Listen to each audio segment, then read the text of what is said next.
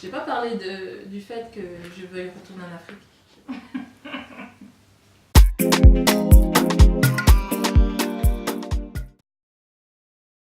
Je suis Corinne Katché, plus connue aussi sous le nom de Coco.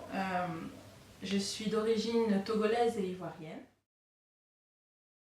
J'ai créé il y a 8 ans un site qui s'appelle myafroweek.com et c'est l'agenda des événements afro-parisiens et même au-delà de Paris. Un projet qui me ressemble, c'est la mise en avant de la culture africaine et caribéenne. Donc c'est un concept vraiment panafricain.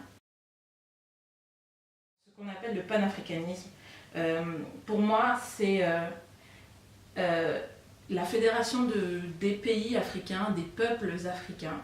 C'est une idéologie certes politique, mais c'est aussi une espèce de mouvement, une espèce de manière de vivre, un lifestyle. Clairement, pour moi, c'est une idéologie positive dans tout son sens, parce qu'elle est ouverte sur déjà un peuple, un continent, et puis en même temps sur le monde. C'est le vivre ensemble.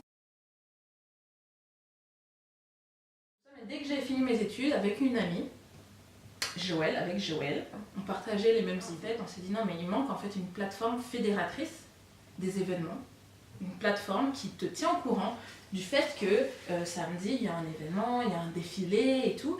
Et c'est là en fait qu'on a pensé à My Afro Week, partager les richesses de la culture afro et aller à la rencontre des acteurs du monde afro. Je pense que s'il y a si la communauté afro est aussi active, si on peut dire, sur les réseaux sociaux, c'est parce qu'on n'a aucun média en fait qui nous représente. Du coup, le net, ça a été l'opportunité pour beaucoup. Je parle de My Afro Week, mais je peux parler de Nofi, pour Little Africa, Fascist Black, qui sont nés parce qu'en fait, il y avait un manque de représentativité, de représentation de la population afro à l'extérieur. Et la première cible de My Afro Week, c'est nous en fait. Grâce au digital, l'Afrique a une superbe opportunité et on le voit tous les jours. Le net, le digital connecte les gens. Aujourd'hui, on peut travailler sur un téléphone portable, ce n'était pas le cas avant. Si j'avais un rêve, en fait non, j'ai même 2 rêves. La première chose, ce serait que je rêve en fait de voir les gouvernements africains ouvrir un programme qui accueille les jeunes de la diaspora. Un programme en fait où des jeunes vivent l'expérience africaine plus souvent. Il y a des très bonnes universités en Afrique. En fait, ça obligerait même les universités africaines à augmenter leur niveau. Et ça, en fait, ce serait un cercle vertueux. Et je rêve de ça.